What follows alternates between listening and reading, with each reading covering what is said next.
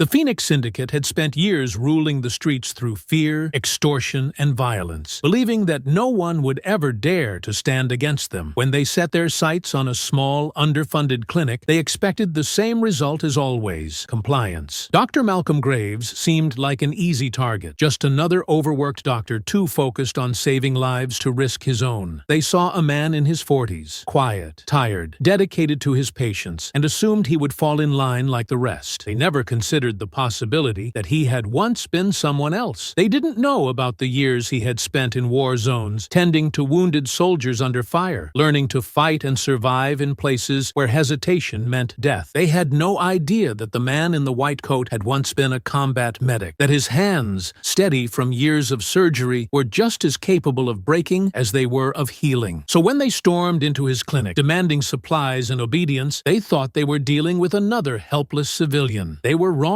By the time the night was over, the Phoenix Syndicate would realize that some men don't break, some places won't fall, and that beneath the patience of a healer, there can be a warrior waiting. Before we go any further, comment where in the world you are watching from and make sure to subscribe. The clinic buzzed with the steady rhythm of controlled urgency. The scent of antiseptic lingered in the air, masking the faint metallic tang of blood. The waiting room, though modest, was full. Mothers with sick children, an elderly man rubbing his knee, a woman clutching a tissue as she muffled her cough. Dr. Malcolm Graves moved through it all like a force of nature, precise and unwavering. In the back, beneath the harsh glow of fluorescent lights, a man lay on the examination table, his dress shirt peeled away, revealing an ugly gash along his ribs. Blood seeped through the white gauze that Nurse Nia Reynolds pressed against the wound, her jaw tight with concentration. "You're lucky," she murmured, shaking her head. "Another inch, and you'd be laid out in a morgue instead of on this table." The man, Dion Carter, a well-known convenience store owner in the neighborhood, winced but managed a weak chuckle. "Lucky," he echoed, coughing slightly. "Didn't feel like it when they had me on the ground." Dr. Graves approached, slipping on a fresh pair of gloves as he took in the wound. His sharp gaze moved from Dion's face to the injury, assessing everything with the practiced eye of a man who had seen much worse. "This happened today?" he asked, voice calm, measured. Dion nodded, his breath hitching as Nia adjusted the gauze. "Barely locked up my store before they rushed me. 5, maybe 6 of them. Wanted everything in the register, then started clearing out shelves like it was a damn shopping spree. Told me I should be thanking them for not killing me." Graves exhaled through his nose, steady but deliberate. "Did they say anything else?" "Yeah." Dion swallowed hard, shaking his head. "Said it's their neighborhood now, that anyone running a business has to pay up, or they'll start collecting in other ways." The room felt heavier. Graves pressed 2 fingers against Dion's wrist, checking his pulse, but his mind was elsewhere. This wasn't just some random robbery. It was something more deliberate, something worse. "Who was it?" Nia asked, though they all had a good guess. Dion sighed, grimacing as he turned his head slightly. "Pete's crew." A silence settled between them, thick and unspoken. Graves didn't say anything, didn't react beyond the slight tightening of his jaw. He simply reached for his tools, wordlessly preparing to stitch the wound closed. The work came first. Always. Whatever this meant for the clinic, that was a problem for later. The late afternoon sunlight filtered through the clinic's windows, casting slanted streaks across the scuffed linoleum floor. Outside, the neighborhood carried on as usual. The muffled sounds of a distant car stereo, the occasional laughter of children playing somewhere down the street, the rhythmic chatter of city life winding toward evening. But inside, the air had changed. The moment the 5 men stepped through the front doors, the room tensed, the easy rhythm of the clinic's routine grinding to an unnatural halt. A mother near the waiting area instinctively pulled her child closer, her fingers tightening around the boy's arm. An older man, sitting with his hands folded over his cane, dropped his gaze to the floor, suddenly interested in the worn-out pattern of the tiles. The leader of the group, Rico, walked in like he owned the place, his gaze sweeping lazily over the clinic's interior before settling on Dion Carter, who was still seated on the examination table, his ribs freshly bandaged. The smirk that tugged at the corner of Rico's mouth was all teeth and condescension, a silent acknowledgement that Dion had run here to escape them. "Damn, Dion," Rico murmured, shaking his head as if the sight genuinely amused him. "Thought we made it real clear earlier. You don't get to say no to us." Dion's shoulders stiffened, but he kept his mouth shut. Rico turned his attention toward Dr. Malcolm Graves, his smirk widening. "And you, Doc, well, you're gonna have to help us out." Graves had been watching, taking in every movement, every shift in body language, the way the men spread out just enough to exert control over the space. He pulled off his gloves with a calm, practiced motion, dropping them into the waste bin before meeting Rico's gaze. "If you're hurt," Graves said evenly, "you can take a seat, and I'll see what I can do for you." Rico exhaled sharply, shaking his head. Nah, see, that's not how this works. We ain't asking for treatment. We're telling you how it's gonna go." He gestured toward the shelves lining the back wall, where bottles of antibiotics, painkillers, and other essentials were neatly stacked. "You're gonna start setting some of that aside for us. Regularly. Bandages, meds, antibiotics, anything we need. And when we come in, you treat us first. No waiting, no charge, no questions." Nia Reynolds, who had been standing near the supply cabinet, her fingers tightening around a clipboard, spoke up before Graves could. "That's not how this clinic operates." Rico's gaze snapped to her, his amusement flickering to something sharper. "I don't think you heard me right," he said, his tone losing whatever civility it had been pretending at. "I wasn't asking." From his position near the entrance, EZ took a step forward, his presence shifting from passive observation to something more pointed. "You're done here," EZ said, his voice steady, firm. "Walk out before this turns into something you don't want." A low chuckle escaped Rico, his expression unreadable. "Oh, I don't want it." He turned his head slightly, as if checking with his crew, before letting out another dry laugh. "You hear that? EZ thinks he got the muscle to tell us what to do?" Slade, the man standing closest to the reception desk, clicked his tongue, shaking his head as he leaned against the counter. "Man, that's really funny coming from someone who used to run with us." EZ's jaw tightened, but his stance didn't waver. "That was a long time ago, and yet here you are," Rico mused, feigning deep thought, still standing in the way of progress. Then, just like that, his expression shifted, amusement disappearing as if someone had flipped a switch. "Let's make this real simple," he said, his voice lower now, heavier. "You either hand over what we need, or we take it. But either way, we're walking out of here with something." Silence pressed into the room, thick and suffocating. Then, Tone moved. Fast. The pistol came out of his jacket, the barrel flashing as he pointed it straight at Dion's head. A woman near the waiting area gasped, a sharp intake of breath, her body curling around her child in silent panic. The teenage boy, who had been minding his own business near the back of the room, went rigid, his eyes darting between the gun and the door, calculating whether he could make it out in time. Dion barely breathed.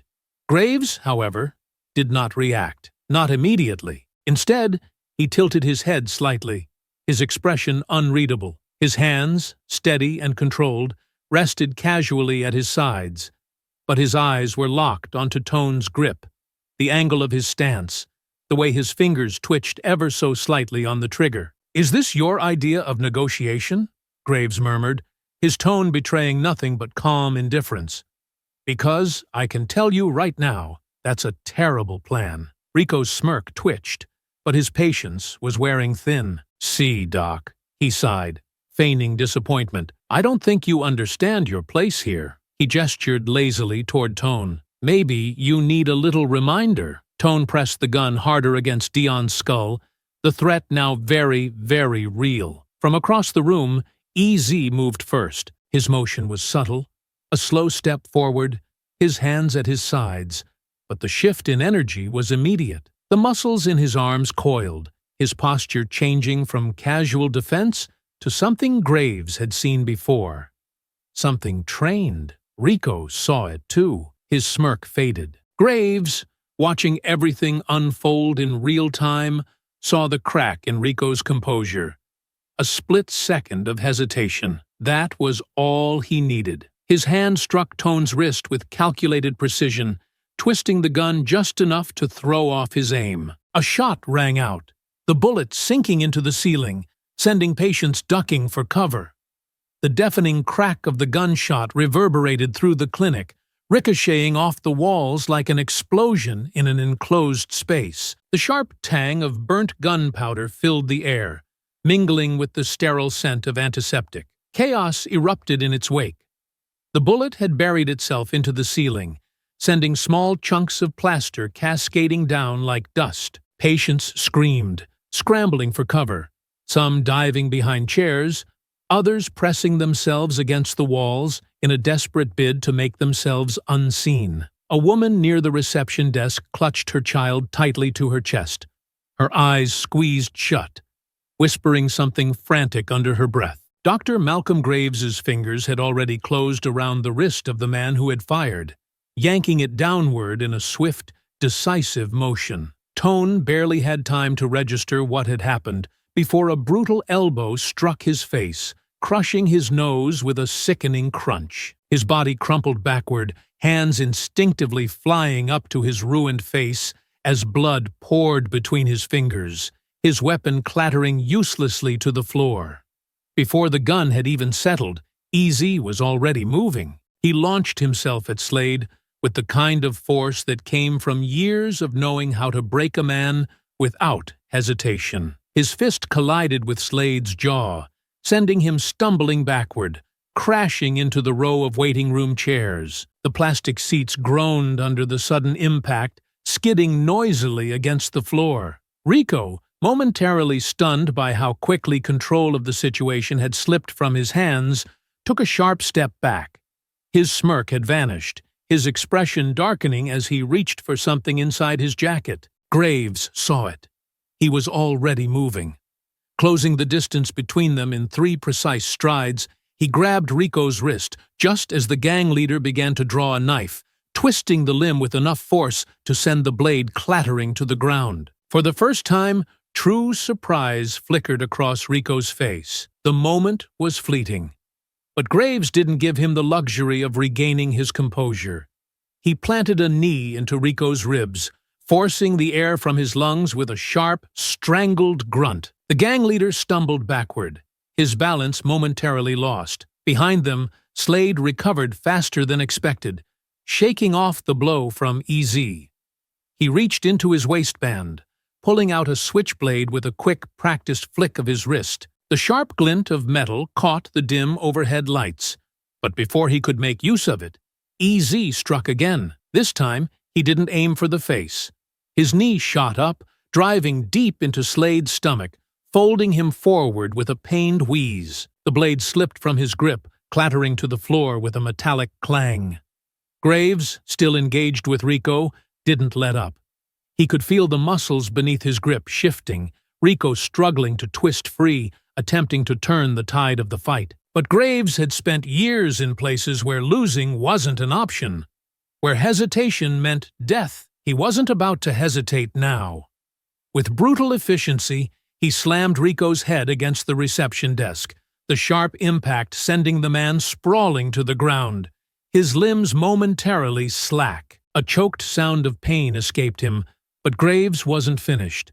He pressed a knee against Rico's chest, keeping him pinned, his breathing measured, his pulse steady despite the chaos around him. From the corner of his eye, he saw Tone still writhing on the floor, blood pouring from his broken nose, making no attempt to rejoin the fight. Slade was hunched over, one hand gripping his stomach, the other still twitching toward his discarded weapon. EZ kicked the blade away. "Try it again," he warned, voice low, dangerous. "See how that works out for you." The gang members, who had come in feeling untouchable, were now struggling to stay upright. Rico wheezed beneath Graves's weight, his lips split, his brow furrowed in something between fury and disbelief. "You," he coughed, struggling against the pressure holding him down. "You really think this is over?" Graves, still unmoving, still as calm as he had been before this all began, stared down at him with an expression unreadable. "No," he murmured, voice low, deliberate. "I think this is the beginning of your biggest mistake." A sudden burst of movement near the door drew both their attention. One of the gang members, who had hung back, the youngest of the group, probably more talk than fight, had begun inching toward the exit, clearly deciding this wasn't worth the trouble. Nia, still standing near the locked supply room door, took a slow step forward. "Go." The young man hesitated, then bolted, shoving through the clinic's doors and disappearing down the street without a second glance. The others, beaten and humiliated, weren't far behind. Slade, still hunched over, muttered something under his breath before staggering toward the exit, one hand pressed against his ribs. Tone, still holding his ruined face, followed him, casting one last glare at EZ before slipping out the door. The only one left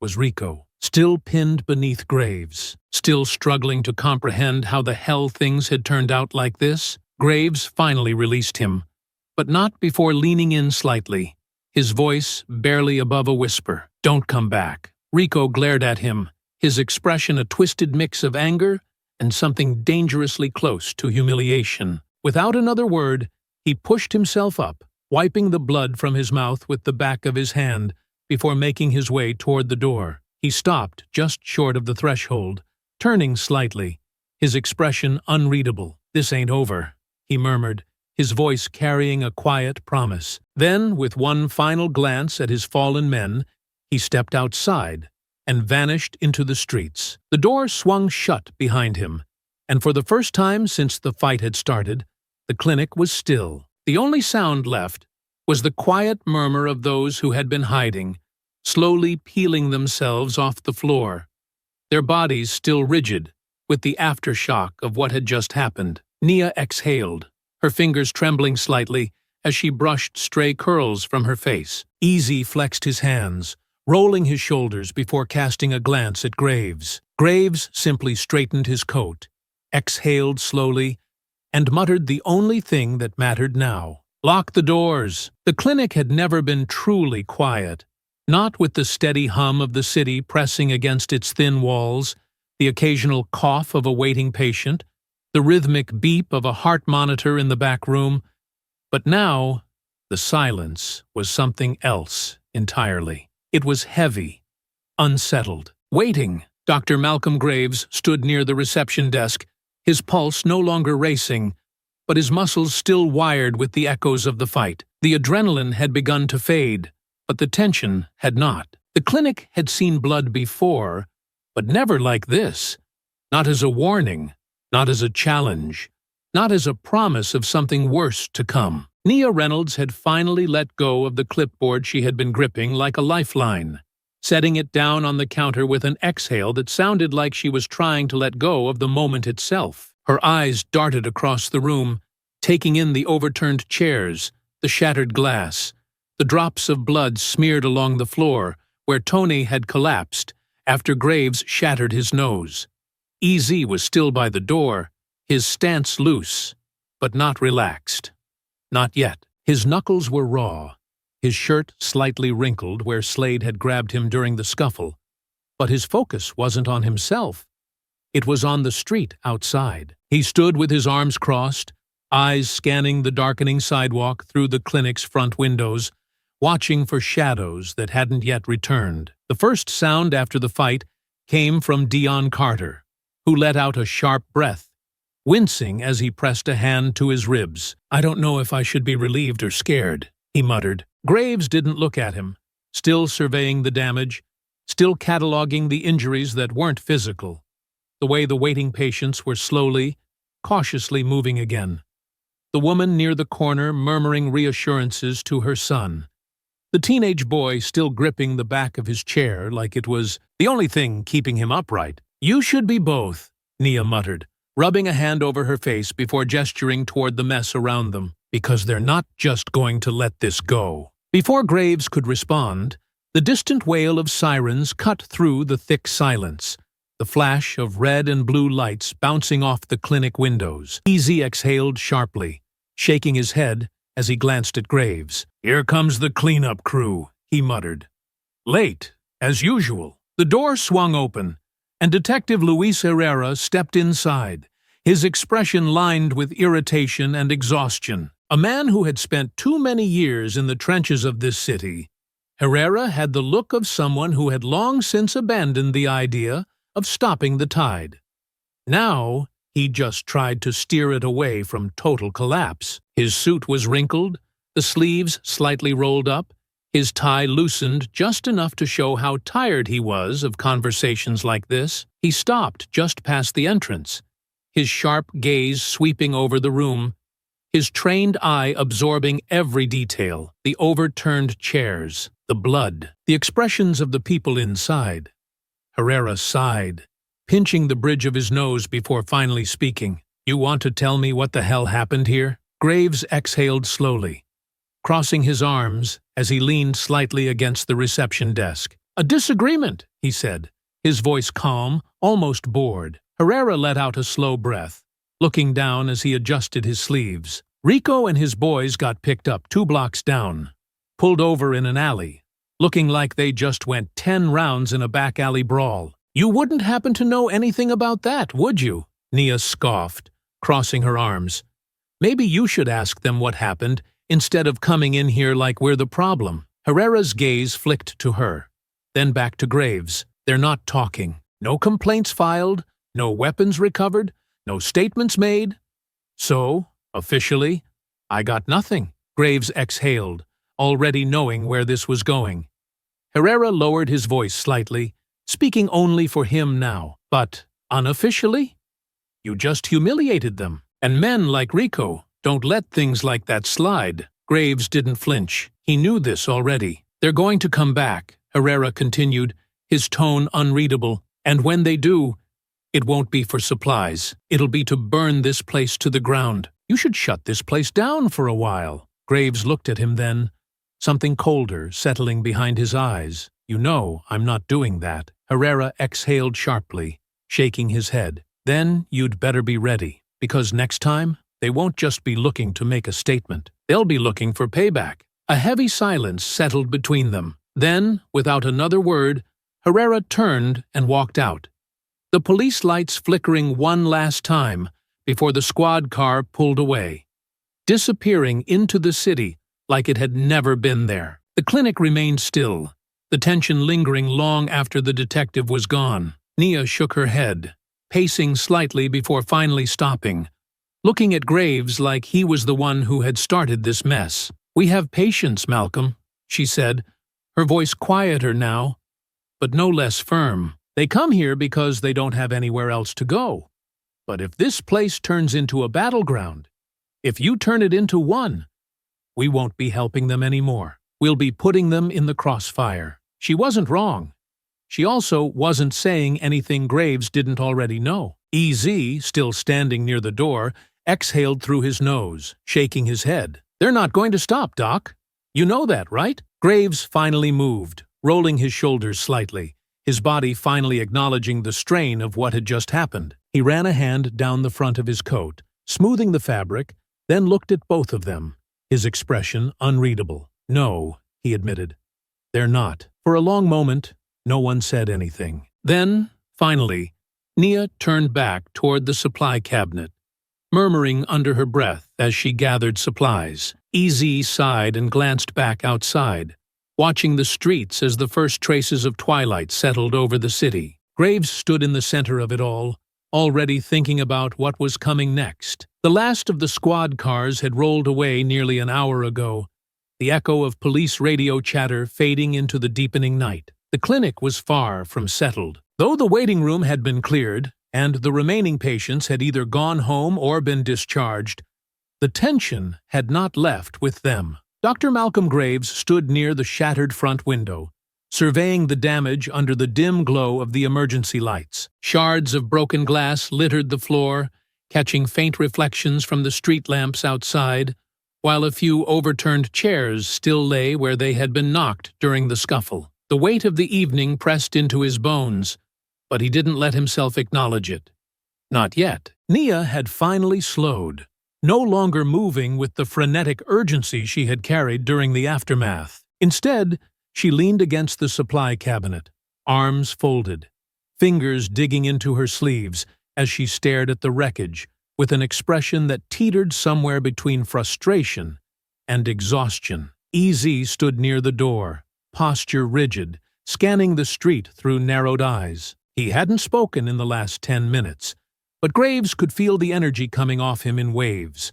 Coiled, ready, expectant. They all knew it. This wasn't over. The shrill ring of the clinic's landline shattered the quiet. Nia's head snapped toward it, her brows furrowing as if she already knew exactly who would be on the other end. EZ didn't move, his stare locked on the phone like it had just issued a challenge. Graves was the one to step forward. He picked up the receiver, pressing it to his ear without a word. There was silence on the other end, not the hollow kind of an empty line, but the kind where someone was there, waiting, measuring the moment before speaking. Then, finally, a voice slid through the static, smooth, deliberate, carrying the weight of a man who had never needed to shout to be feared. "Doc." Graves didn't respond. Pete let out a slow exhale, the sound more amused than irritated. "I heard you had yourself a little party tonight," he mused, his voice carrying the same eerie calm it always had. "Heard my boys walked in your doors and didn't exactly walk back out the same way." Graves's grip on the phone remained firm, his expression unreadable. "That's the problem with people like you," Pete continued, his tone almost conversational. "You get comfortable. You start thinking you don't have to play by the rules because you got a few extra hands in your corner. That's cute, Doc. Really?" He paused, just long enough for the weight of his words to settle. "But let me tell you what's gonna happen now." Graves didn't need to hear it. He already knew. "You took something from me today," Pete said, the amusement in his voice giving way to something colder, sharper. "You embarrassed my people. You made me look weak, and I can't let that stand." Graves exhaled, his voice measured when he finally spoke. "You want your men stitched up? Send them in like everyone else. Otherwise, don't waste my time." There was a beat of silence. Then Pete chuckled softly, though there was no humor behind it. "You got balls," he admitted.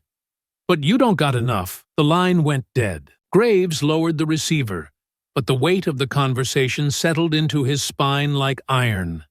When he turned, Nia was already staring at him, her arms still folded, but there was something else in her gaze now. "Tell me I didn't just hear what I think I did." EZ exhaled through his nose, rubbing the back of his neck. "He's coming back," he muttered. "We all knew that. But now, it's official." Graves didn't need to confirm it. Pete wasn't the kind of man who made idle threats. The night had been long, but morning arrived indifferent to the chaos that had unfolded the evening before. The first hints of daylight seeped into the city, creeping between the gaps in worn-out curtains, casting a dull glow against the pavement outside the clinic. The streets carried the remnants of the previous night, scattered cigarette butts, discarded beer bottles, the occasional hushed conversation between the lingering souls who never truly slept. But for the clinic, something new had been left behind. Dr. Malcolm Graves arrived early, as he always did, his steps steady despite the exhaustion weighing in his limbs. The moment he turned the corner, however, he stopped in his tracks. Spray painted in thick, dripping strokes across the clinic's outer wall was a message. The letters crude, but unmistakably deliberate. "Operate under our rules, or we burn this place down." The bright red paint stood out like fresh blood against the faded beige bricks, its placement calculated, visible to anyone passing by. Nearby, shattered glass glittered on the sidewalk where one of the clinic's front windows had been smashed in completely, jagged edges still clinging to the frame like broken teeth. The remains of a liquor bottle lay in the gutter, the dark stain of whatever had been inside still fresh against the pavement. Nia Reynolds, who had arrived just minutes before him, stood a few feet away, arms crossed tightly over her chest, eyes locked on the vandalism as if willing it to disappear. When she heard his footsteps, she exhaled sharply, turning to him with an expression that was equal parts exhaustion and anger. "This is what we're dealing with now?" she muttered, her voice tight, edged with frustration. "Terror tactics? Petty threats?" Graves scanned the damage, his expression unreadable. "They're not threats," he murmured.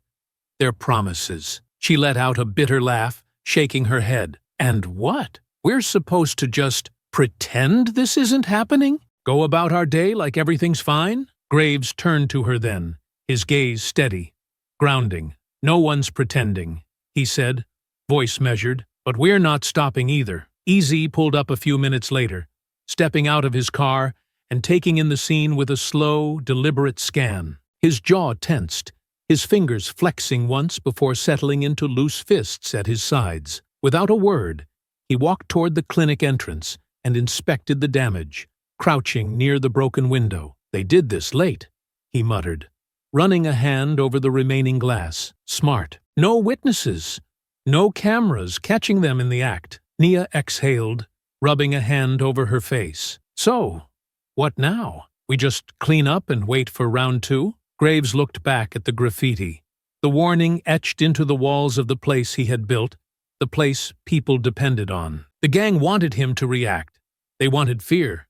They wanted him to make the wrong move. Instead, he turned away, already moving toward the door. "Clean it up. Keep the doors open." Nia's expression tightened, but she followed without another word. Easy let out a quiet breath before pushing himself to his feet, shaking his head. "Doc," he said, "you know this isn't over, right?" Graves didn't stop walking, but his answer came firm, unwavering. "I know." The unease had been lingering all day, subtle but present, hanging in the air like a storm waiting to break. Even as the last patients filtered out and the clinic began winding down, Graves could feel it. By the time the clock neared midnight, Easy had remained posted near the front, his stance more rigid than usual. Nia had stayed later than she should have, though she hadn't admitted why, as if somehow, by being there, she could keep things from escalating further. The neighborhood had settled into its usual rhythm of nighttime noise. Distant laughter, the occasional rumble of a passing car, the hum of late-night conversations drifting from open windows. And then, in the distance, an engine roared. Not just one, several. The low, steady growl of multiple vehicles approaching. Too fast, too deliberate. Easy's head snapped up, his entire body tensing as he turned toward the window. "That's them," he muttered, the weight of certainty in his voice. Nia barely had time to move before the first gunshot rang out. The crack of it sliced through the air like a whip, shattering the fragile peace of the night. Then another. And another. The sound was deafening. A rapid-fire spray of bullets tearing through the quiet, aimed not to kill, but to send a message. The glass of the already broken window exploded inward, shards scattering across the floor, the walls riddled with small, sharp holes where the bullets had torn through. The sound of tires screeching followed. Fast, urgent, gone. And then, as suddenly as it had started, it was over. The clinic had been spared, but just barely. No one had been hit this time. For several seconds, no one moved. Then Nia exhaled sharply, her hands gripping the edge of the reception desk so tightly her knuckles had turned white. "Jesus Christ!" Easy turned, scanning the damage, his breathing measured, but his eyes were dark, sharp. He ran a hand over his face before turning to Graves. "They're testing us," he muttered, "seeing how far they can push before you fold." Graves stood still, his eyes on the wreckage, his pulse steady, his expression unreadable. Nia finally turned to him, her voice quieter now, but no less urgent. "Malcolm, this isn't just intimidation anymore. This is war." Graves inhaled slowly, exhaled just as deliberately, his hands resting against the counter as he processed everything. The escalation, the warning, the next inevitable step. He already knew what was coming. And Pete knew that he knew, because this wasn't just a message anymore. This was the countdown to something worse. The smell of gunpowder still clung to the walls, lingering like an unspoken warning, a reminder that last night had not been a nightmare, but a promise. The drive-by had left its mark. Bullet holes in the exterior brick, shattered glass crunching underfoot. The clinic transformed from a place of healing to a battleground, marked by violence. Dr. Malcolm Graves had spent the early hours of the morning patching up the front windows, boarding over the worst of the damage, while the waiting room remained eerily empty. Patients who had once trusted this place to be a safe haven were now hesitant, their absence a message in itself. It was working. Pete's pressure campaign, the graffiti, the broken glass, the bullets that had come dangerously close but not quite close enough, was designed to force Graves into a choice. The gang wasn't trying to destroy the clinic outright, not yet. They wanted him to fold first, to bend under the weight of fear. And then, just before noon, Pete called. The phone rang sharp and sudden, cutting through the oppressive silence of the waiting room. Nia Reynolds, still tense from the night before, didn't even bother looking at the caller ID. She knew. They all knew. She just didn't want to hear it. Graves was already moving, already reaching for the receiver with the kind of calm that shouldn't have existed under these circumstances. Lifting it to his ear, he said nothing. There was a brief pause before Pete's voice came through. Smooth, unhurried. "Still standing, Doc?" Graves remained silent, his grip tightening around the receiver. Pete chuckled, low and almost amused. "I figured you might be too damn stubborn to walk away after last night, but let's not pretend you don't see where this is going." Another pause. "You're outnumbered, outgunned, and out of time. You don't want to fight this war, Doc. You ain't built for it." Graves exhaled slowly, his voice measured when he finally spoke. "Then what do you want?" Pete hummed, as if considering. "You already know. You stock what we need. You treat our people first. You stay in your lane, and we don't have a problem." Graves leaned against the counter, his fingers tapping lightly against the wood as he processed the demand. "And if I don't?" Pete's voice lost the last trace of amusement. "Then expect a war." A click. The line went dead. Graves lowered the phone, his face unreadable, but the energy in the room had shifted. Nia wasn't unreadable. She was standing near the supply shelves, arms crossed, her breath just slightly unsteady. And then she snapped. "This isn't just you, Malcolm." Her voice was sharp, the frustration that had been simmering finally boiling over. "They're not just coming after you. They're coming after all of us." Graves turned to her, his expression unreadable. "You think I don't know that? Then why the hell are you acting like this is your fight alone?" Nia's hands tightened into fists at her sides. "I didn't sign up to work in a war zone. I came here to help people, not get caught in the crossfire of whatever the hell this has turned into." Graves watched her carefully. "You saying you want out?" Nia opened her mouth, then closed it, her throat working as she struggled with the weight of her own words. Finally, she exhaled, shaking her head. She turned away slightly, her arms wrapping around herself. "I don't know if I can do this, Malcolm. I don't know if I should." Her words hung heavy in the air, a silence stretching between them that neither was quite ready to break. Across the room, Easy shifted. His silence had been more telling than anything else. He had been listening, watching, but the weight pressing down on his shoulders was different. Graves turned to him. "You've been quiet." Easy let out a breath, rubbing a hand over his face before shaking his head. "Because I don't know what the hell to say." His voice was lower, thick with something more than just frustration. This ain't something that just stops, Doc. Pete ain't Rico. He doesn't lose. He's not gonna just take the L and walk away. He's gonna keep coming until he gets what he wants. Or he buries you." Graves watched him closely. "And what? You think I should just give in?" Easy let out a dry, humorless chuckle. "Ain't what I said." He exhaled, shaking his head. "But I don't see a win here either." Graves tilted his head slightly. "And what?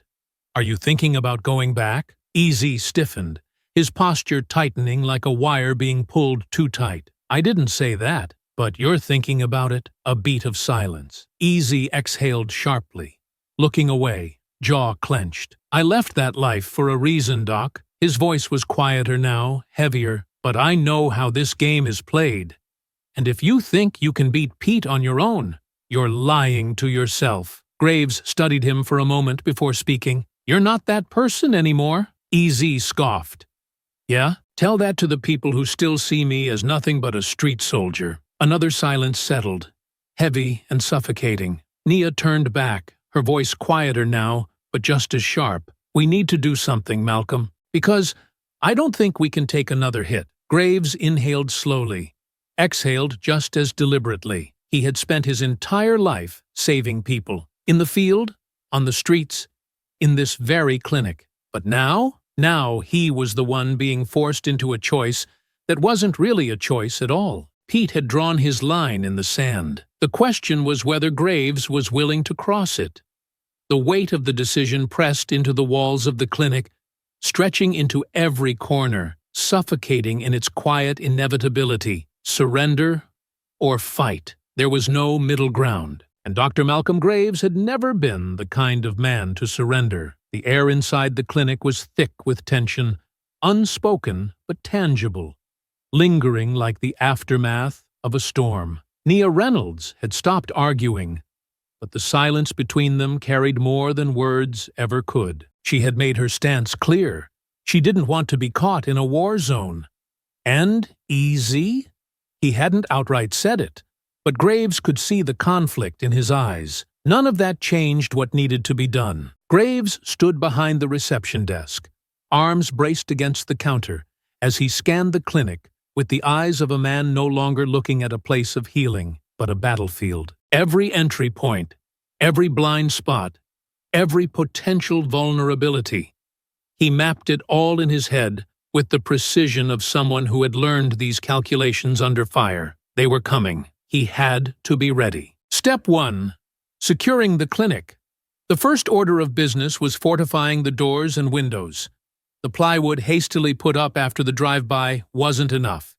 He needed something stronger. EZ helped him reinforce the front entrance with metal brackets, securing the doors so they wouldn't be easily kicked in. The windows were boarded up with thicker panels, leaving only narrow slits to see through. The back entrance, the one used for emergency exits, was sealed except for a single reinforced access point. "This'll slow 'em down," EZ muttered, stepping back to assess their work. "But if they really want in, they'll find a way." Graves knew that. His goal wasn't to keep them out forever, just long enough to give him the advantage. Step 2. Weapons and supplies. Graves didn't keep guns in the clinic. He had seen enough war, enough bullet wounds, to know what they could do. But war didn't wait for ideology. It demanded strategy, so he made a call. An old contact, Ryan Porter, former Army buddy, now running a private security firm. The phone rang twice before a voice answered. Gruff, no nonsense, the voice of a man who had never quite left the battlefield, even if his boots weren't in the sand anymore. "Porter." Graves leaned against the counter, rubbing the bridge of his nose before speaking. "I need supplies." There was a pause. A wait in the silence. Ryan Porter wasn't a man who needed explanations. He had served with Graves overseas, had seen what war could do to men, had watched as Graves had patched up soldiers while the fight raged around them. He knew the tone Graves was using now. It was the same one he had used before a fight. "You don't call for small things, Doc," Porter said finally. "So, tell me, who's knocking on your door?" "A local gang," Graves admitted. "They want my clinic, and they're not taking no for an answer." Porter exhaled slowly. "And you think you can hold them off?" "I know I have to," Graves replied, his voice level, measured. "I'm not rolling over for them." Another pause. Then Porter's voice dropped slightly, more serious. "You know how this ends, right?" Graves exhaled. "I know exactly how it ends if I do nothing." That was all Porter needed to hear. "All right," he said, his tone shifting into something more decisive, more tactical, the kind of voice he used when making supply runs in hostile territory. "What do you need?" "No firearms," Graves said immediately. "Nothing that turns this into a full-on war zone. Just something to even the odds." There was a slight huff of amusement from Porter. "So, you want to fight a gang without guns?" "That's new." Graves didn't flinch. "I want to fight them without losing my soul in the process." Another beat of silence, then. "I'll see what I can put together," Porter said. "Meet me at the clinic in 4 hours." The line went dead. Graves set the phone down. And just like that, the line had been drawn. Porter arrived that afternoon, his truck pulling up discreetly around the side alley. When he stepped out, he looked exactly the same. Broad, solid, carrying himself like a man who still expected enemy fire even in the middle of a city street. "You sound serious on the phone," Porter said, glancing at the boarded-up clinic. "Looks like I was right." Graves didn't waste time. "I need deterrence. Nothing lethal." Porter studied him for a moment before nodding. He reached into the back of his truck, pulling out a military-grade duffel bag and dropping it onto the clinic floor. Inside, smoke grenades, flashbangs, reinforced zip ties, tactical batons. Enough to hold a line without crossing one. "This isn't Fallujah," Porter warned, watching Graves carefully. "Are you sure you want to do this?" Graves met his gaze. "I don't have a choice." Porter nodded once. "Then let's hope they blink first." Step 3. Calling in favors. Graves had built this clinic from the ground up, but he hadn't done it alone. The community owed him, and it was time to see who was willing to step up. By evening, word had spread. A handful of local business owners showed up, Dion Carter among them. He was still sore, still recovering, but he stood tall when he approached Graves. "You saved my life," Dion said simply. "I ain't got much, but whatever you need, I'll back you up." Graves nodded, accepting the offer without pretense. A few more men trickled in. Workers from the neighborhood, store owners who had been forced to pay protection money, even a couple of old-timers who had seen the Phoenix Syndicate tear through this place for years. None of them were fighters. But they didn't need to be. They just needed to stand. Nia watched all of it unfold, arms still crossed, her expression unreadable. "You really think this is going to work?" she asked finally. Graves didn't turn to her immediately. He looked over the clinic, at the people who had come. Not because they wanted to fight, but because they had run out of choices, too. "I think if we don't do this now," he said, his voice steady, "there won't be anything left to fight for later." Nia didn't respond, but she didn't leave either. Step 4. The hardest choice. As the night settled, the last preparations were made. Easy remained near the entrance, his face shadowed beneath the dim clinic lights. He had been quiet the whole night, but Graves had felt the shift in him. Finally, Graves approached. "You know if you walk in there, they'll take you back," Graves said, watching him. "And maybe that buys us time. Maybe it gets us information we don't have." Easy exhaled, shaking his head.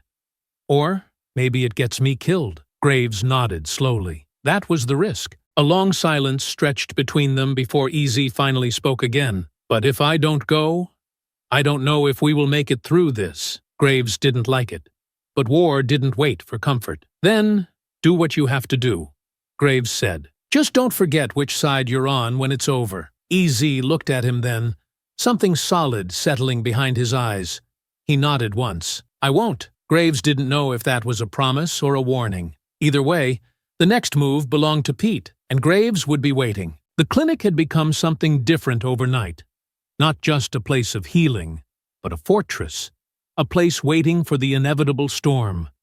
The doors had been reinforced, the windows boarded up tighter than before, and the few loyal hands Graves had left moved like people who knew what was coming. But even with all the preparations, there was no mistaking the shift in the air. People had stopped showing up. The waiting room, once constantly filled with patients in need, was now nearly empty. Word had spread that the clinic was a target, that just being near it put lives at risk. The neighborhood had seen what happened to people who crossed the Phoenix Syndicate, and fear had taken hold. And then came the final warning.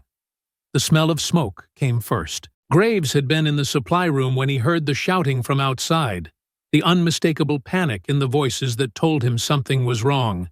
He moved fast, pushing through the hallway, already catching the faint scent of burning plastic, melting rubber. By the time he stepped out onto the sidewalk, the fire was fully raging. The clinic's van, the only vehicle they had to transport critical patients to nearby hospitals when necessary, was engulfed in flames, black smoke billowing into the morning sky like a signal fire. A small group of onlookers had gathered at a distance, their faces etched with the same uneasy resignation that had taken hold of the entire block. This wasn't just a message.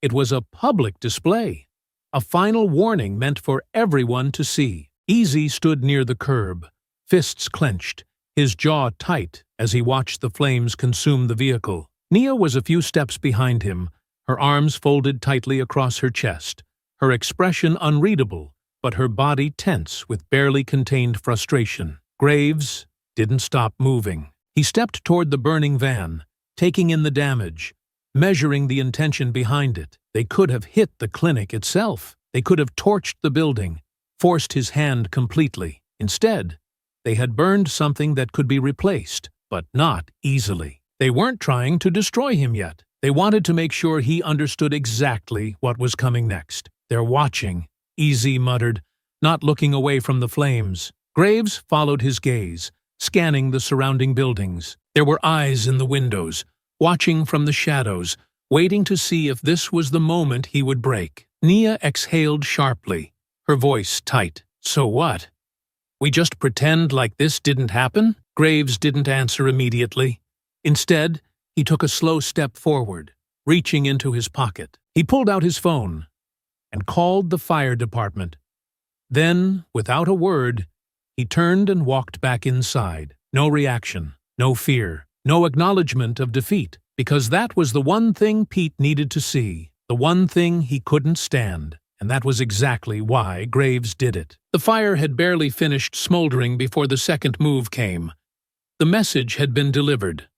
Now came the terms. Rico showed up mid-afternoon, alone this time, dressed cleaner than usual, like a man sent to handle negotiations. He didn't try to force his way in. He didn't bark orders. He simply walked through the front door like he belonged there and leaned against the counter, his smirk just barely in place. Graves met him at the reception desk, arms crossed. "You think this is still a conversation?" Graves asked, his tone even. Rico chuckled, shaking his head. "Oh, it ain't a conversation, Doc. It's a courtesy." He glanced around the empty waiting room, his smirk widening. "Looks like people are already making their choice, huh?" Graves didn't blink. "Get to the point," Rico sighed, as if disappointed. "Pete wants to be fair about this. You had your fun, made your little stand, but now, it's time to be smart now, Doc.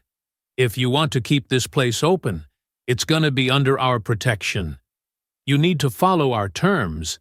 That means supplies get set aside for us. When we need treatment, we don't wait in line. You don't call cops when things get messy." Graves leaned forward slightly. "Whatever you do, you still cannot change my mind. I ain't following your terms." Rico's smirk disappeared. "Then the next fire won't be in the parking lot." The silence between them was thick, heavy, full of understanding. They both knew exactly where this was headed. Graves exhaled through his nose, slow and deliberate. "Tell Pete he should have burned it all down last night," he said finally, "because he's not getting what he wants." Rico studied him for a moment, as if trying to decide whether he respected the answer or found it incredibly stupid. Then, without another word, he turned and walked out. The sun was setting when Nia finally let go of the words she had been holding back all day. "You're out of your damn mind," she snapped, slamming the supply room door behind her as she stepped inside. "You could have ended this today. You could have stopped this before it gets worse." Graves was at the counter, going through what little medical supplies they had left. He didn't look up. "You think Pete would have let us walk away? I think you didn't even try." He turned then, meeting her glare with something unreadable. "Are you leaving?" The silence that followed was sharp, painful, real. She exhaled, looking away. "I don't know." That was an answer in itself. She left the room a moment later, not slamming the door this time. And that was worse. Easy found Graves near the back entrance, watching the street. "I made my move," Easy muttered. "Word's already out. They know I'm coming back." Graves didn't react. "And?" Easy exhaled, rubbing his jaw. "And they think it's a good idea, which means it's probably a bad one." They both knew it was a risk. "Are you sure you can do this?" Graves asked. Easy let out a low chuckle, shaking his head. Nah, Doc, but we're out of choices, aren't we? Graves didn't answer, because they both knew the truth. Tomorrow, the war starts for real. The night was suffocating, thick with anticipation, and the kind of tension that refused to settle. The city moved on as it always did, unaware of the war brewing in the shadows. But within the clinic, everything felt different. The waiting room, once a space filled with quiet resilience, now carried the weight of something heavier, something more dangerous. The people who had come here for help had started keeping their distance, not because they had lost trust in Graves, but because they feared what being near him would cost them. Dr. Malcolm Graves had known from the start that this wasn't a fight he could win through sheer will alone. Pete wasn't an impulsive man, not like Rico or the others who followed him blindly. He was calculating, always 3 steps ahead, and every move he made was designed to strip away choices until surrender became the only rational outcome. It had been almost 24 hours since EZ had walked back into the world he had tried to leave behind, and the silence that followed was becoming unbearable. There had been no messages, no signals, nothing to suggest that things had gone according to plan, or if they had gone sideways the moment he stepped back into Pete's territory. Graves knew better than to assume anything, but every passing hour made it clear that whatever was happening, it wasn't good. EZ knew better than anyone how to blend in, how to slip seamlessly back into a life he had sworn he would never return to. He moved through Pete's ranks with ease, not eager, not reluctant, just steady enough to be believable. He listened, observed, picked up on the whispers about what was coming, about how Graves had made himself a problem that needed to be solved. He kept his head down, played the role of someone who had finally come to his senses, someone who had been waiting for the right moment to stop pretending he could be anything other than what he was. But the problem with stepping back into a world like this was that no one ever really trusted a man who had already walked away once before. It didn't take long before the first signs of doubt started creeping in. A few questioning glances, subtle shifts in tone when people spoke to him, the way Rico watched him just a little too closely, like he was waiting for something to slip. And then, just like that, the act wasn't enough anymore. Rico had cornered him in the back of the warehouse, the dim lighting casting long shadows against the walls. He wasn't alone. A few others stood nearby, their presence not immediately threatening, but the message was clear enough. You really expect us to believe you just came back? No questions asked? Rico's voice was almost amused, but there was an edge to it that suggested he was past playing games. EZ met his gaze, steady but unreadable. I came back because I got tired of pretending I could be something else. Rico studied him for a moment, then let out a short laugh, shaking his head. See? I want to believe that, but there's a part of me that just doesn't buy it. He took a step closer, voice lowering. And you know what we do to people we don't trust? EZ didn't have to answer. He already knew.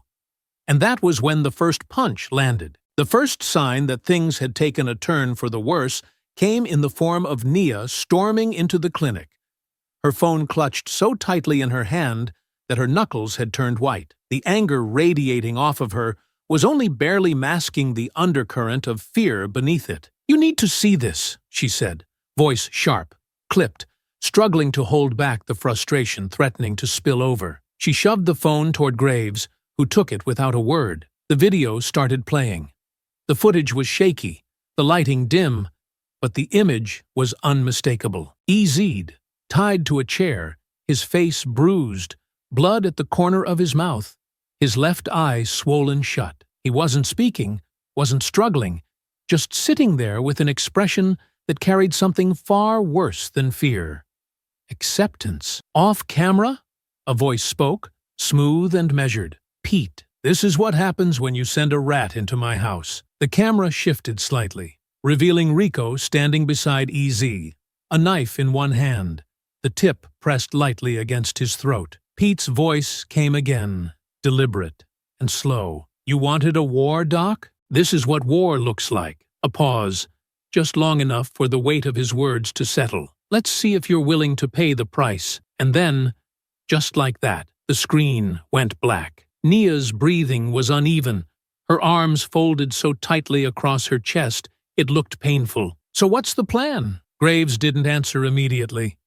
His mind was already moving, already sorting through every possible option. He could feel the weight of the decision pressing against his ribs, the knowledge that this was exactly what Pete wanted. He wasn't just forcing Graves into a corner. He was giving him one last chance to fold. He looked at Nia, then at the boarded-up windows, at the empty waiting room, at the place he had built with his own hands. And then, finally, he spoke. We get him back. The plan was simple. Get in, get easy, and get out before Pete could tighten the noose. It was reckless, dangerous, almost suicidal, but there was no time for anything else. Graves wasn't about to let easy become a warning carved into the walls of an abandoned warehouse. The warehouse loomed ahead, a monolithic structure of rusted steel and concrete, its walls thick with the grime of 100 crimes that had never seen justice. It stood on the outskirts of the city, tucked behind abandoned lots and cracked pavement, a place where things disappeared. People, promises, hope. Dr. Malcolm Graves moved through the shadows, his presence a Pete in the night. The air smelled of gasoline and metal, the distant flicker of neon signs barely reaching past the barbed wire fences. He had been here before, in a different time, in different places, war zones where the rules of engagement were nothing but a distant memory. The difference was that this time he wasn't here to save soldiers. He was here to save a friend. Ezid was inside. He didn't have time to wait. Graves had studied their movements, spent the last few nights watching, memorizing every shift change, every blind spot, every detail that would determine whether this mission succeeded or ended in blood. Pete thought he was untouchable behind these walls, surrounded by his men. But Graves knew better. No fortress was impenetrable. The guards at the perimeter weren't professionals. They were gang soldiers, dangerous, unpredictable, but sloppy. They smoked at their posts, leaned against the walls, checking their phones, laughing too loudly into the night. They thought no one would come for EZ. They were wrong. Graves moved quickly, efficiently, without hesitation. He approached the first guard from behind, his steps controlled, deliberate. A sharp strike to the base of the skull sent the man crumbling before he could make a sound. The second saw movement too late. Graves slammed him into the wall, muffling his grunt with the crook of his arm, his other hand driving a precise strike to the ribs, then another to the throat. The man dropped, unconscious, before his body hit the ground. One by one he cleared the outer defenses. Not a sound. Not an alarm. Pete and his men had no idea death had just walked through their front door. The main entrance was too risky, too open. Graves moved toward the side loading bay, slipping through the half-jammed door that groaned slightly against its hinges. The interior was dim, the light from a single hanging bulb flickering weakly, casting long, warped shadows against the walls. The sound of voices reached him first. Saw through his act the second he walked in here, Rico was saying, his tone laced with amusement. But underneath it, there was something else. Frustration. He thought he was slick, another voice added. Thought we wouldn't check his phone, huh? Moving swiftly through the hall, Graves reached the edge of the main room, pressing himself against the cold steel of a rusted storage container. From here, he could see the setup. EZ, tied to a chair in the center. Bruises forming along his jaw, his breathing slow but steady. Pete stood a few feet away, arms folded, watching him with the patience of a man who had already decided the outcome. I don't like traitors, Pete said finally, his voice calm, conversational. And I sure as hell don't like people thinking they can play me. Easy exhaled through his nose, barely moving. His gaze remained steady, unbroken. You really think the doc is coming for you? Pete chuckled, shaking his head. Nah, man, he's smarter than that. He knows there ain't no saving you. Graves moved. He stayed low, silent, his steps Pete-like, as he closed the distance between himself and the first man standing guard. A swift chokehold, a sharp twist, and the body slumped forward, unconscious before he could register what happened. Another guard. 2 precise strikes, one to the throat, one to the solar plexus. He barely felt them fall. Graves was already moving toward EZ. Pete heard the shift in movement, his head snapping up. His instincts were sharp, honed by years of knowing when the ground beneath him was shifting. But Graves was faster. The first gunshot rang out, the bullet barely missing as Graves lunged forward, using the confusion to close the final few feet. A fist connected with Rico's jaw, sending him staggering back. But Graves didn't waste time watching him fall. He was already at EZ's side, cutting through the restraints in one swift motion. EZ sucked in a breath, rolling his shoulders the second his hands were free. "Took you long enough." Graves didn't waste time with a response. Pete had regained his footing, his gun already raised. "You think this changes anything, Doc?" Pete's voice was cold, measured, but Graves could hear the crack beneath it. The first taste of uncertainty. Graves didn't blink. "Yeah, I do." Pete smirked, his finger tightening on the trigger. And then EZ moved. Still sore, still aching, but fast enough. He drove his elbow into Rico's gut, grabbing the pistol from his hand before shoving him backward. The shot rang out, but it went wide, shattering a hanging bulb overhead. The room plunged into darkness. Shouts erupted. Pete's men scrambled, confused, blind in the sudden void of light. Graves and EZ didn't hesitate. Using the cover of darkness, they moved through the chaos, slipping between the crates, dodging swinging fists, the sound of bodies colliding filling the space like a storm raging through steel. A gun went off. Then another. By the time the emergency lights flickered on, Graves and EZ were already outside, sprinting toward the fence. The cold night air hit them like a shock as they emerged from the warehouse's side entrance. Behind them, Pete's men were still scrambling to regroup. EZ groaned, pressing a hand against his ribs as they reached the alley. "I'm getting too old for this." Graves exhaled sharply, scanning their surroundings, making sure they weren't being followed. "Then try not to get caught next time." EZ chuckled, shaking his head. "Next time, let's not have a next time." Graves didn't respond, because he knew the war wasn't over. It had just changed shape. And Pete? He wasn't done yet. The gang came just after midnight. Outside, the neighborhood lay still, abandoned to the creeping shadows of the night. The usual city sounds had faded into an eerie, unnatural silence. No passing cars, no distant voices. Even the hum of the streetlights felt dimmer, like the world itself was bracing for the violence about to unfold. Dr. Malcolm Graves stood inside the clinic, his breath slow, controlled, the air thick with expectation. He had spent years learning to read the quiet before a fight, the shift in energy, the charged static that meant things were about to go from bad to worse. EZ crouched near the door, watching through a narrow slit in the barricade. He had counted at least 3 cars, heavy with men. Rico was at the front, pacing like a man who thought he had already won, barking orders Graves couldn't hear, but didn't need to. This wasn't about negotiation. This was about erasing resistance. Then came the first strike. A thunderous bang against the front doors rattled the barricades, splinters flying as the wood strained against the force. A second blow. Then a third. The gang wasn't playing games anymore. Graves exchanged a glance with EZ, both of them understanding the unspoken message between them. It was time.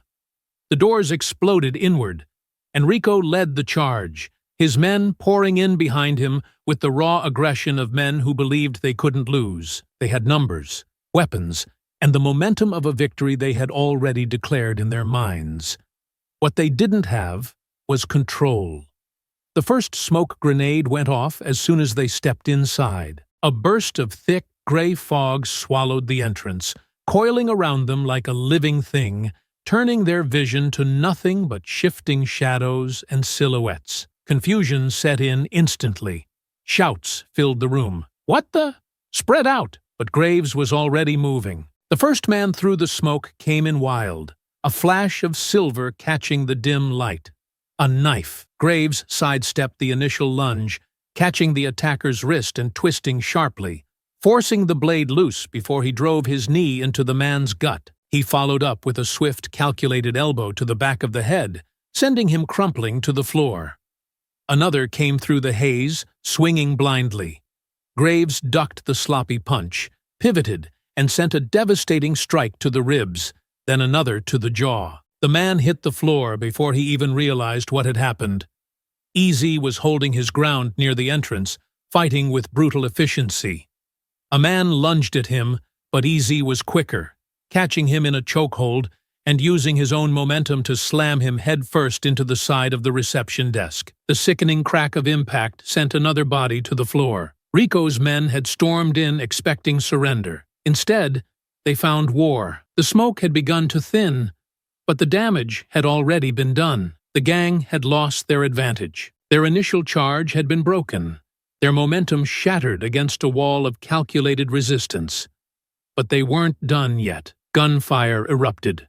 Bullets shredded through the barricades, ripping into chairs, embedding into walls, sending splinters and debris into the air. Graves and Easy had already moved, ducking behind overturned tables, using the clinic's narrow hallways to force their attackers into bottlenecks.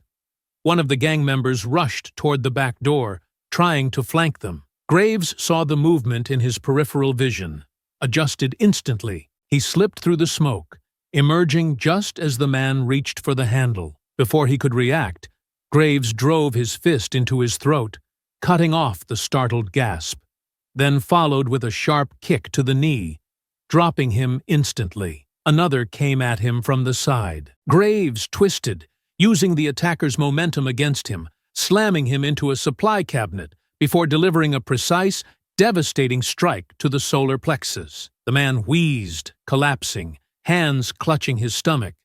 But then, through the thinning smoke, Rico stepped forward. Blood stained the corner of his lip from an earlier blow, but his expression was steady, his stance solid. In his right hand, a knife glinted under the clinic's flickering lights. Graves met his gaze, already shifting his weight, already measuring every angle, every movement. "You should have stayed down," Rico muttered, wiping blood from his mouth with the back of his hand. Graves exhaled slowly, steady as ever. "So should you." Then, without warning, Rico lunged. Rico moved fast, the blade flashing toward Graves's ribs. But Graves had seen men like him before. Fighters who relied on raw aggression, who mistook speed for precision. He sidestepped at the last second, grabbed Rico's wrist, and twisted sharply. The knife clattered to the floor, skidding beneath an overturned chair. Rico barely hesitated before throwing a wild punch, but Graves was already inside his guard, blocking with practiced ease before countering with a brutal strike to the sternum. Rico staggered back, gasping, his face twisting in pain, but he refused to go down. He recovered quickly, lunging again, swinging wildly.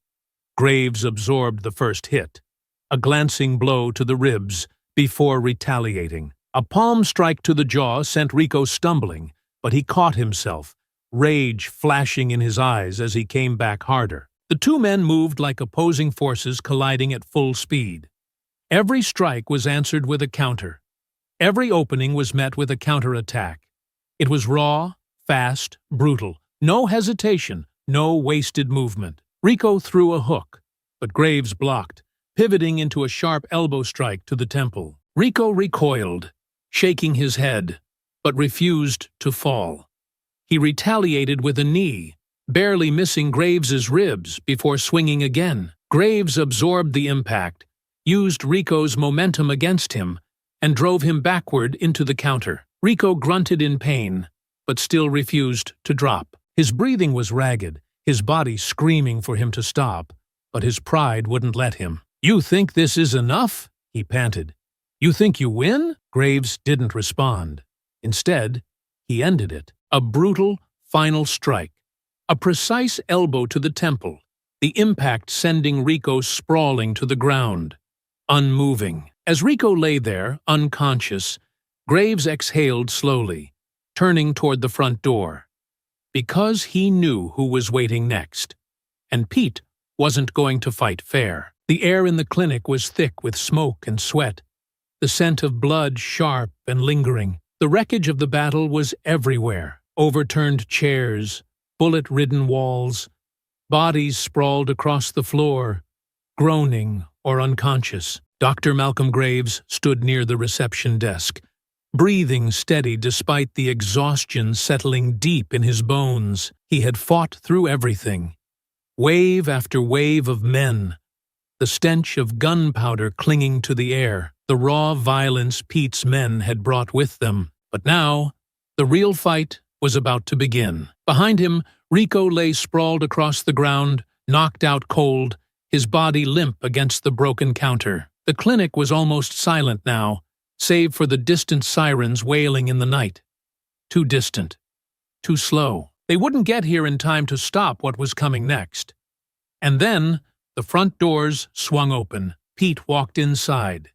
He didn't rush, didn't move with the aggression of a man who had just watched his entire crew be dismantled before his eyes. Instead, he walked forward with the unshakable confidence of a man who had never once considered losing. His steps were slow, calculated. The long coat he wore barely shifted as he moved, his shoulders loose, his head tilting slightly as he took in the carnage. Graves didn't move. He didn't have to. Pete exhaled sharply, shaking his head. "All this," he murmured, voice smooth, untouched by the chaos. "For what?" Graves said nothing, his fingers flexing slightly at his sides. Pete clicked his tongue, taking another slow step forward. "I gave you chances, Doc. I gave you options. You could have taken the deal. You could have walked away." His eyes flicked down toward Rico, unconscious at Graves's feet. "But instead, you threw everything away for... what? Pride? Some bullshit idea of righteousness?" Graves exhaled through his nose, steady, calm. "I did what needed to be done." Pete let out a low, humorless chuckle. "And what exactly do you think you did?" He gestured around at the destruction. "You think this is victory? You think because you took down some foot soldiers, you win?" His smirk twisted, darker now. "I own this city. You think one fight changes that?" Graves tilted his head slightly. "You talk a lot for a man standing alone." The smirk vanished. Pete's eyes darkened, his shoulders squaring for the first time. The air in the room shifted. The moment of words had passed. Now, it was time for war. Pete moved first. He lunged forward, fast, faster than Graves expected for a man who usually let others do his dirty work. But Graves had spent years learning how to read a fighter, how to see the movements before they fully formed. He sidestepped, narrowly avoiding the first strike. But Pete adjusted instantly, following up with a sharp elbow aimed for Graves's ribs. The impact landed, jarring him slightly, but he absorbed it, countering with a swift palm strike to Pete's jaw. Pete barely flinched. He came back hard, throwing a brutal hook that Graves barely blocked in time. The sheer force of it sent him staggering back, and Pete didn't let up. Another strike, then another. Each punch was sharp, precise, meant to do real damage. Pete wasn't just some street thug. He was trained, controlled, dangerous. But so was Graves. Pete lunged again, throwing a wild right hook, and this time Graves caught it. He twisted sharply, using Pete's own momentum against him, sending him crashing into the reception desk. The counter rattled under the impact, but Pete was already recovering, already surging back toward him. They collided. Fists flew. 1, 2, 3 hits exchanged in rapid succession. A sharp knee to the ribs sent Graves stumbling, but he recovered just as quickly, driving a brutal elbow into Pete's throat. Pete coughed, but he didn't stop. The fight raged across the clinic, the walls shaking under the force of bodies colliding, of fists breaking through drywall, of furniture smashing under their weight. Graves was fast, but Pete was relentless. He caught Graves with a brutal uppercut, sending him staggering back into the overturned chairs. The world spun for a split second. Pete saw the opening and took it. He lunged forward, grabbing Graves by the collar, using his weight to slam him onto the ground. The back of Graves's head hit the floor hard enough to send a sharp burst of pain through his skull. Pete loomed over him, breathing heavy but steady. His lip was split, his knuckles bruised, but he still had that damn smirk on his face. "You fought hard," Pete murmured, rolling his shoulders. "I'll give you that." His hand drifted toward his waistband. A gun. No more games. No more fists. This was the kill shot. Graves didn't think. He reacted. A surge of movement. A sharp twist. His leg shot out, kicking Pete's knee hard enough to send him stumbling. Pete cursed, the gun slipping from his grip for a fraction of a second. And that was all the time Graves needed. He pushed up from the floor, driving into Pete with every ounce of strength he had left, tackling him hard enough to send them both crashing through the supply shelves. The gun clattered away. Pete tried to recover, but Graves didn't give him the chance. One strike, two, three. Each punch landed clean, sharp, designed to end the fight. Pete struggled, tried to block, but Graves was faster, stronger, more precise. One final blow, a devastating elbow to the jaw, sent Pete collapsing to the floor, unmoving. He didn't get back up. Graves stood over him, breathing hard, battered but victorious. Outside, the distant wail of sirens grew closer.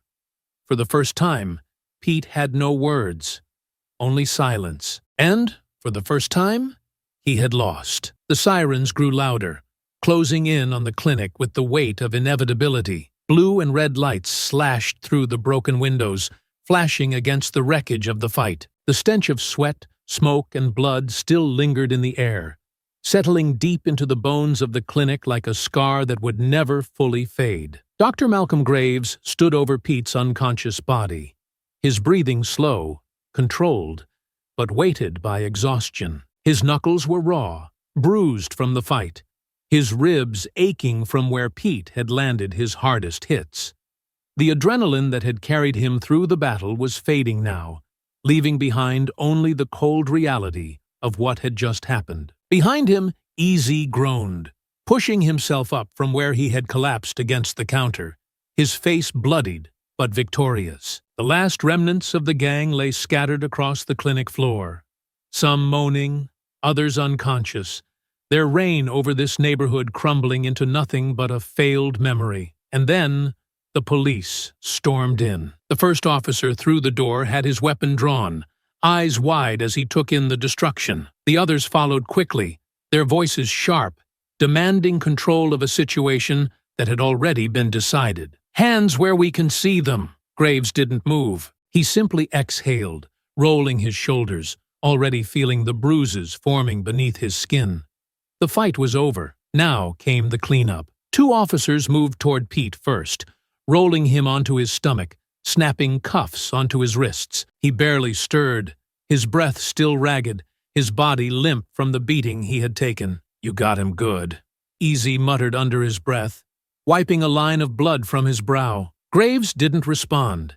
His gaze locked on Pete as the officers hauled him upright. The once untouchable gang leader, the man who had spent years ruling the streets with fear, was now barely able to stand. The smirk that had been permanently etched on his face was gone, replaced by something else, emptiness. Pete lifted his head slightly, locking eyes with Graves as they dragged him toward the door. "You think this changes anything?" His voice was hoarse, cracked from the damage he had taken, but the venom in it remained. Graves held his gaze.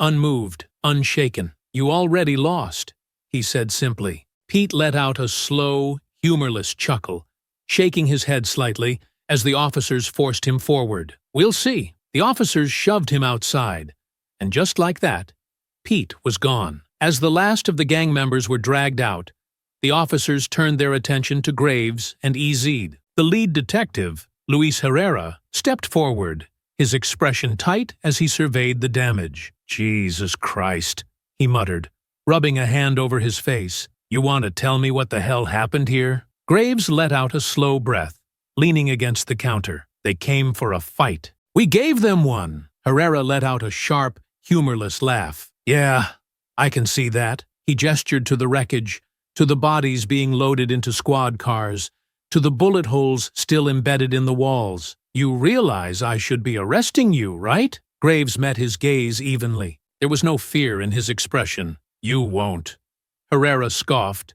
And why's that? Graves tilted his head slightly. Because if we hadn't fought back, you'd be here for something else entirely. A massacre. Bodies in the morgue instead of handcuffed in the back of your cars. Herrera stared at him for a long moment, then sighed heavily, shaking his head. You're a pain in my ass.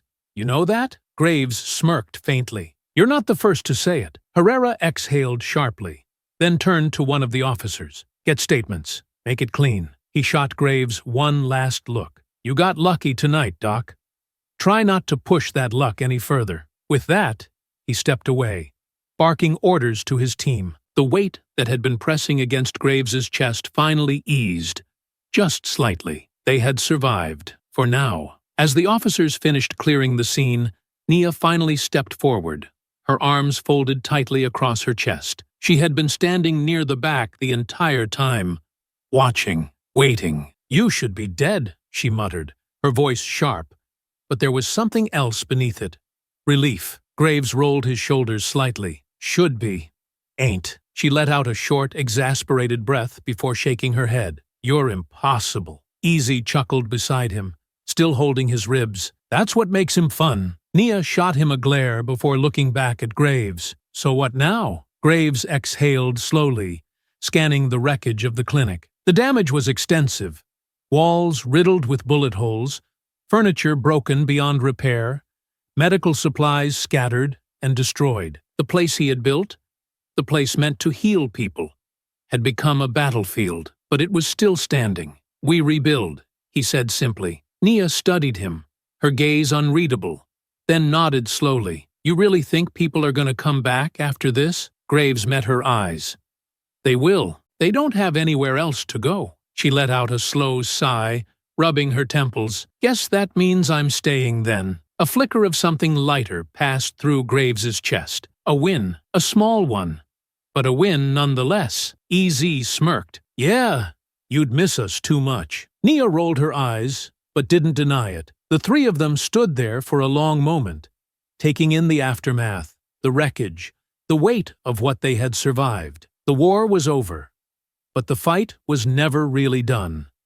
And Graves was ready for whatever came next. The first patient arrived the next morning. It wasn't anything serious, just a young mother with a toddler who had a persistent cough. She hesitated at the door, glancing at the boarded-up windows, the lingering scars from the fight that had nearly destroyed everything. But when she saw Dr. Malcolm Graves standing behind the reception desk, his sleeves rolled up, clipboard in hand like it was any other day, she stepped inside without a word. By midday, more followed.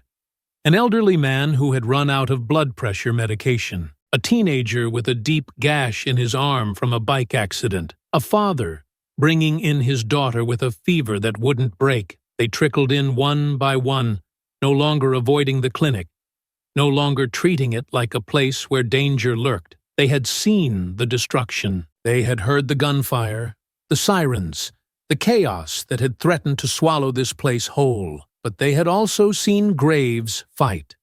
Not just for himself, for them. By the afternoon, the waiting room was full again. Not as packed as it once had been, but enough to tell Graves that the community had made its decision. They weren't abandoning him. The clinic wasn't just a medical office anymore. It was something stronger.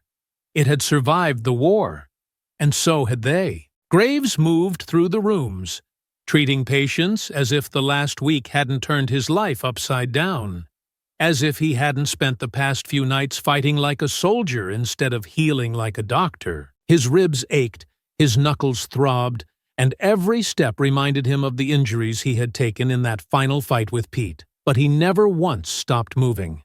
He barely even registered how people looked at him differently now. Before, he had been just a doctor.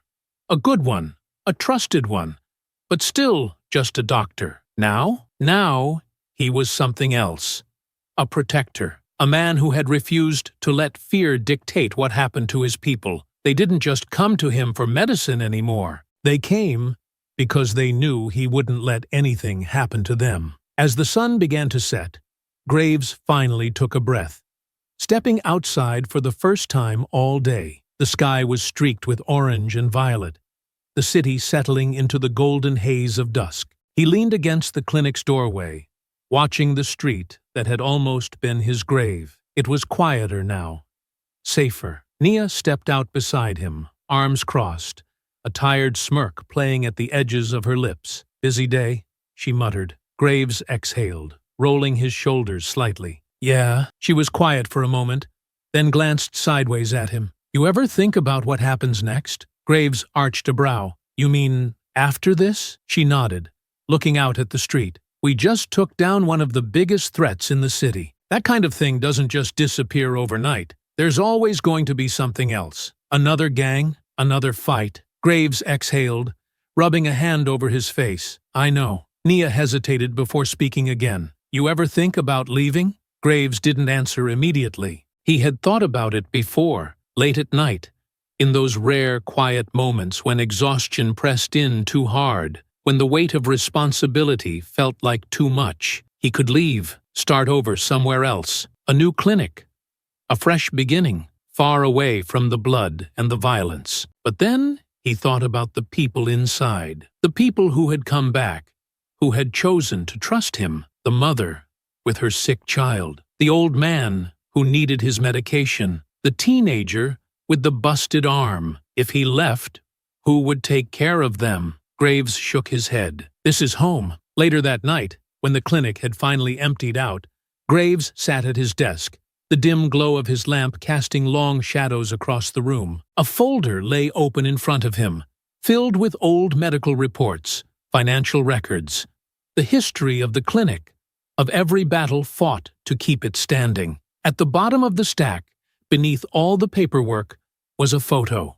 A younger version of himself, dressed in military fatigues, standing beside a group of men who were long gone. Brothers in arms, a past he had buried, but never forgotten.